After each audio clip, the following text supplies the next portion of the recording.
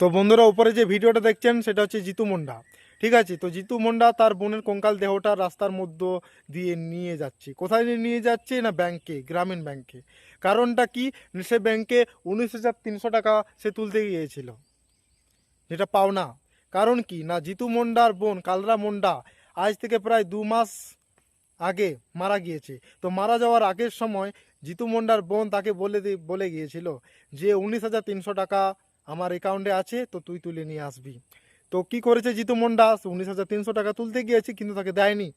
কারণ তার জন্য ডেথ সার্টিফিকেট চাই। ডেথ সার্টিফিকেট তো দরকার, কিন্তু সে পাবে কোথায়? একজন গরিব অশিক্ষিত, তার কাছে এই ডেথ সার্টিফিকেট আনাটা এক পাহাড় ভাঙার মতন কাজ। তো তিনি কি করছেন, বারবার তাকে ফিরিয়ে দিচ্ছে ব্যাংকের কর্মচারীরা, যে আমরা কিছু বুঝি না, আমাদের ডকুমেন্টস লাগবে, তার ডেথ সার্টিফিকেট বাস, আর না হলে সেই ব্যক্তিকে নিয়ে আসুন।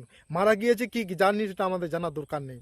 তো জিতু মুন্ডা শেষমেশ কিছু করার উপায় নেই দেখে সে সরাসরি কবরস্থানে গিয়ে তার বোনের ওই মরা দেহটা, ডেড বডিটা কাঁধে করে নিয়ে গিয়েছে ব্যাংকে। ভাবতে পারছেন কেমন জায়গায়, কেমন পরিস্থিতিতে এসেছে ভারত। যারা সরকারি কর্মচারী থাকে তারা নিজেদেরকে মালিক মনে করে। একদম মালিক মনে করবেন না আপনারা।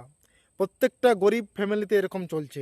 আর জিতু মুন্ডার ভিডিওটা ভাইরাল হয়েছে, তাই তাকে অনেক মানুষ সাপোর্ট করছে।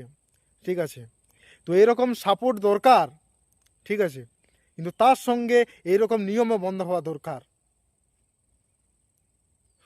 প্রত্যেকটি গরিব পরিবারে এরকম ঘটনা ঘটেছে, আগেও ঘটেছে, এখনও ঘটছে। তো এখন জিতু মুন্ডাকে অনেক সাপোর্ট করছে। আর এই রকম ঘটনা আমাদেরকে শেষকালে দেখতে হবে, আমরা ভাবতে পারিনি। কারণ আমরা কি বলি যে বিশ্বগুরু দেশ আমাদের ভারতবর্ষ, আর এই ভারতবর্ষ দেশে আগে যেরকম গরিবদের উপর অত্যাচার চলতো এরকমও চলছে। আর আমি প্রত্যেকটি সরকারি কর্মচারীদেরকে বলতে চাই, আপনারা কোনো বস নন, ঠিক আছে, যে আপনারা যেটা বলবেন সেটাই।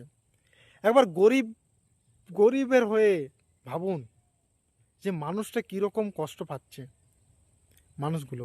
যারা যারা আমার ভিডিওটা শেষ পর্যন্ত দেখলেন সবাইকে ধন্যবাদ। দেখা হচ্ছে পরের ভিডিওতে।